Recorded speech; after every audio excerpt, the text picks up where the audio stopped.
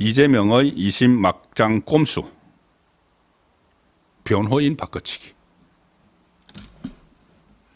저도 이것을 분석을 하면서 야, 정말 이런 방법까지 쓰는가?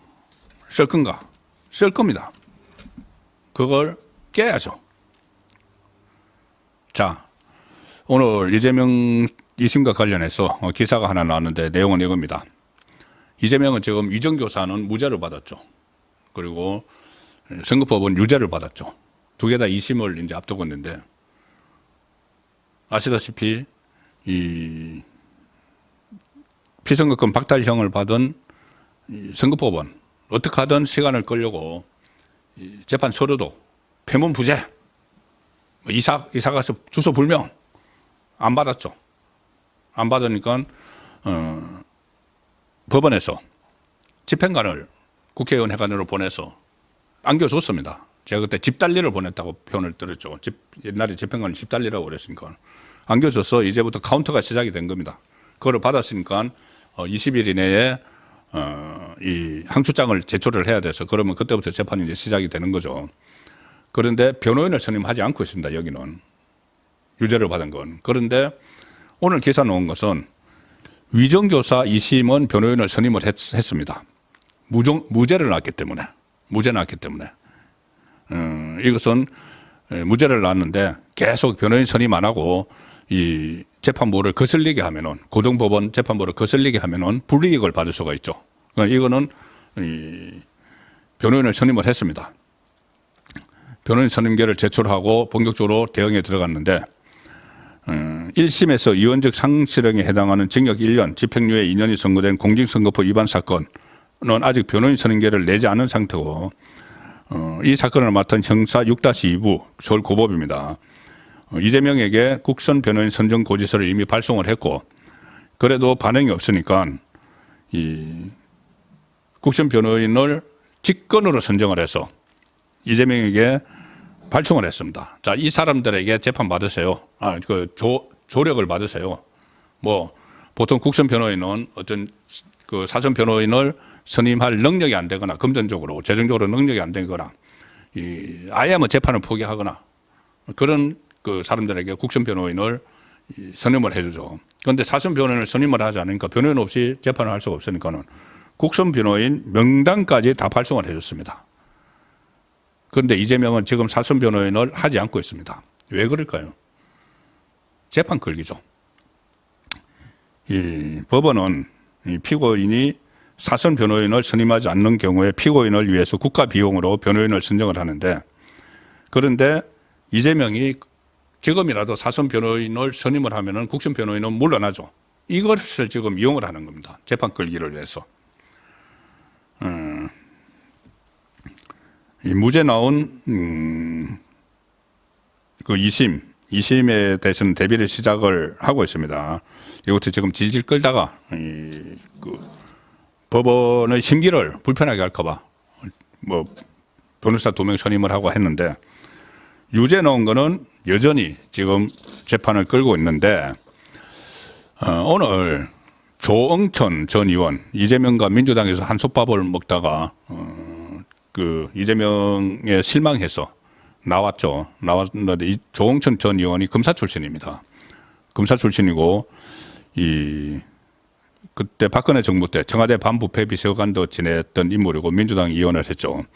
조응천 의원이 이재명의 재판 지연 꼼수를 본인도 검사 출신이니까 그대로 다 이야기를 했습니다.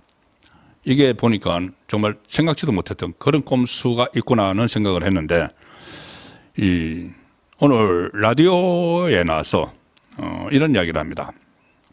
일단은 이재명이 공직선거법 항소심 변호인을 선임하지 않은 걸 두고 170석에 취해서 국민들을 두려워하지 않는다 이렇게 이제 비판을 하면서 구체적으로 재판 지연 전술을 설명을 합니다. 본인이 파악을 한 것을. 첫 번째는 질질 끌다. 지금 하고 있는 것처럼 그 질질 끌죠. 이 법원의 송달 서류 같은 것도 받지 않고 폐문부재 이런 식으로 잡범들이 조금 전에 제가 잡범 말씀을 들었는데 잡범들이 하는 수법을 그대로 따라하죠. 그리고 지금 국선 변호인을 이제 법원에서 선임을 했죠. 재판을 진행을 해야 되니까는. 그래서 그걸 가만 놔둡니다. 가만 놔두는데 어느 일정 시점이 돼서 본격적으로 변론을 해야 되면은 그때 사선 변호인을 그때 투입을 한다는 거죠. 그때 투입을 하면은 뭐라고 하면은 우리 변호인들 새로 들어갔으니까는 사건을 처음부터 다시 검토해야 돼. 국선 변호인들이 여태까지 했기 때문에 우리 사선 변호인들 새로 들어갔으니까는 사선 변호인이 사건 기록을 다시 검토해야 돼. 시간 줘. 이 수법을 쓸 거라는 거죠. 그리고 그 다음에는 그때 서정욱 변호사가 이야기했던 그 막장 꼼수, 바로 법관 기피 신청. 법관 기피 신청도 할 거다. 그리고 정인도 무더기 신청할 거다. 자, 그러면은 이 조홍천 전 의원 이야기하면 그렇게 되면 몇 달이 지나가 버린다. 결국 5월 내지 6월로 넘기는 것 아니냐. 그런데 만약에 2심이 5월 6월까지 가버리면은 현재 심리가 그때쯤 끝나게 되면은 이 2심이 간 나오든지 안 나온 상태에서라도 소위 말하는 조기 대선도 이재명은 기대를 하고 있다는 이야기가 되는 겁니다. 그래서 2심을 어떻게 하든지 지금 뒤로 미루려고 하는 건데, 그러니까 재판부 기피 신청, 국선 변호사, 무더기 정인 신청, 이 방법으로 재판을 지금 끌려고 하는 거라는 거죠. 그러니까 항소 이유서를 낸 후에 서울 고법에 그때부터 공판 준비기일 일정을 조율하게 되는데, 그러면 1월 중순쯤으로 재판이 시작된다. 그런데 그때까지 사선 변호인을 선임을 하지 않을 것이다. 그러면은 한두 번 정도 일단 국선 변호인을 통해서 재판에 임한다. 그 다음에 사선 변호인을 선임한다. 그러면서 기록 검토 시간을 달라고 한다. 가능한 이야기죠. 지금 어떻게 형식적으로 보면은. 그리고 재판부 기피 신청을 또 한다 하면은 다른 재판부에서 기피를 받아줄 것인지 심사한다. 그리고 만약에 재판부 기피 신청을 받아주면은 또다시 새로 맞는 재판부에서 이것을 검토를 해야 되니까 또 시간이 걸린다. 그래서 결과적으로는 재판 지연 사례는 이화영 때도 다 경험을 했다. 법원도 앞으로 전적으로 2심 재판을 맡은 서울고등법원에 달렸다고 볼 수 있는 상황이다. 결론적으로 최은정 부장판사가 그 재판장으로 있는 이 서울고법 6-2부에서 이런 것들을 전부 다 바로바로 제거하고 재판을 진행을 해야 됩니다. 정인 신청을 하면 다 기각을 해야 되고, 이거 이미 1심을 선거법 같은 경우 1심을 6개월 만에 해야 될 거를 2년 2개월이나 끌었기 때문에 더 이상 뭐 할 것도 없죠. 백현동이나 이런데.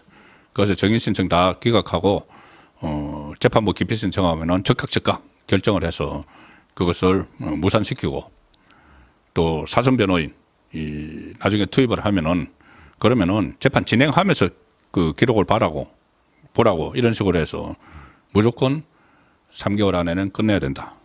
서정욱 변호사가 취재를 해서 말씀드렸다시피 최은정 부장판사가 하늘이 무너져도 3개월 안에 2심은 끝낸다는 말을 했기 때문에 그 말을 일단 그 신뢰를 하고 지켜봐야 될 것 같습니다. 그래야지 이 나라가 제대로 앞으로 돌아갑니다.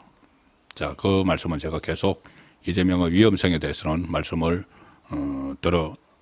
드렸었습니다.